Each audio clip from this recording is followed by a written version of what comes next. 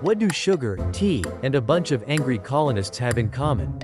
Spoiler: they didn't just ruin snack time, they kicked off a revolution. This isn't your dusty old history class. We've got shipping wars, sneaky Dutch traders, royal tax drama, and one legendary tea dump that turned the ocean into a giant latte. Tariffs? Boring? Not when they start actual wars and redraw the world map. Buckle up, history just got spicy.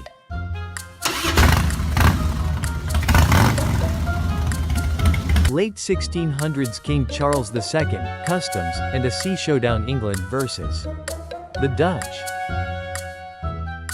The year? 1660. England just got its king back, the grand return of Charles II. And the first thing on his royal to-do list? Man, British shipping is in bad shape. Gotta fix that, fast. So what's his power move? He doubles down on the navigation acts. Foreign ships? Not in my ports. Colonial goods? Only on British ships, thank you very much. Why the drama? Well, there was one major problem at the time: the Dutch. The Dutch sea kings of the 17th century. Back then, ships were like the nuclear weapons of trade. And the Dutch? They had over 20,000 merchant ships sailing the seas.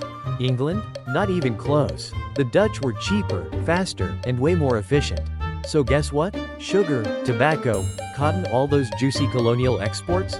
The Dutch could ship them faster, cheaper, and in bigger batches than England could. Oh, and they were sneaky too. They were out there secretly trading with England's own colonies, undercutting British merchants. Yeah, not cool. So what does England do? They lose it. That's it. Let's throw hands. Boom. 3 full-on wars break out between England and the Netherlands. First war, under Cromwell, right after the Navigation Acts. Second war, peak Charles II, peak shipping beef. Third war, England teams up with Louis XIV to crush the Dutch. In the Second War, the Dutch sailed up the Thames, set English ships on fire, and humiliated the crown. It's called the Raid on the Medway, and yeah, it's still a sore spot. England wakes up. If we don't lock this down, the seas won't be ours anymore. So they went full throttle. Customs duties, shipping rules, British-only fleets, all to pump up English trade. And it worked. Suddenly, British ships were everywhere. The Atlantic, the Indian Ocean, even the Pacific. This is when the empire where the sun never sets started rising. Mid-1700s, George II, sugar, tobacco, and America's growing rage. Next up, George II. Fun fact, he's the only British king who literally led troops in battle. Yeah, not just speeches, dude was on the battlefield. But even warrior kings need cash. War is expensive. So George figures, let's tax smart. Starting with the colonies. Sugar, the real gold. Sugar wasn't just a luxury anymore, it was the thing. Tea? Sugar. Coffee? Sugar. Snacks? Double sugar. And where did it all come from? The West Indies, where enslaved people worked. Sugar plantations under brutal conditions. Britain slapped taxes on sugar, turned it into rum, sold it to the colonies at high prices, and boom, used that money to fund the 7 Years' War. Colonial Monopoly Textbook Edition. America starts to grumble. At first, Americans were like, okay, we're British citizens. A bit of tax, fine. But then the scales tipped. Wait, we don't get a vote? But we do pay taxes? No taxation without representation. And it gets worse. Sugar Act, higher tariffs on imported sugar. Stamp Act, taxes on newspapers, contracts, even playing cards. Colonists lose it. You just want our wallets. Enter the Boston Tea Party. Then came the tea tax. A total trigger. Britain gave a fat discount to the East India Company, but slapped crazy tariffs on all other tea. Meaning, Americans were basically forced to drink British tea.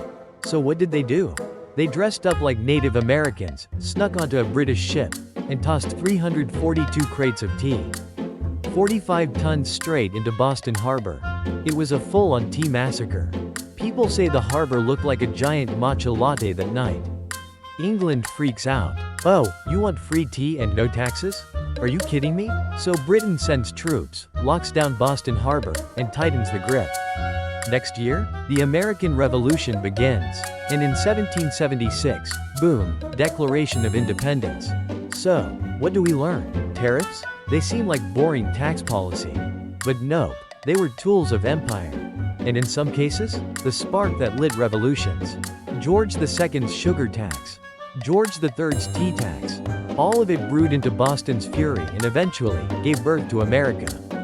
Who would have thought 1 spoon of sugar, 1 cup of tea could split an empire? Early 1800s George III, the industrial boom, and the Made in Britain plan. Now meet George III. Yep, that George III. The lost America guy. The wasn't he a little unstable guy? Yes, he had mental health issues in his later years. But give the man some credit. He also helped kickstart Britain's industrial power. Enter the Industrial Revolution. Factories spinning, steam engines chugging, textile machines humming, Manchester, Birmingham turning into smokestack cities. But then wait, Indian cotton's way cheaper? Nobody's buying our British cloth. George's plan? Easy. Let's tax the competition. He slammed high tariffs on Indian cotton goods and yarn, but left raw cotton untaxed. Why? Import cheap cotton, turn it into cloth in Britain, sell it back to the colonies for profit. The empire's magic formula. The outcome? Manchester workshop of the world. India went from textile giant to importing British clothes. As one Indian historian put it, we went from weaving our own clothes to buying theirs. India's traditional industries collapsed. Poverty surged. Where did the customs money go? All that cash? Britain used it to build railways, ports, telegraph lines, canals, roads. A textbook case of how smart tariff policy built a modern empire. So why switch to free trade? Everything's going great, right? Then boom 1846, they repeal the Corn Laws. Why? We're strong enough now.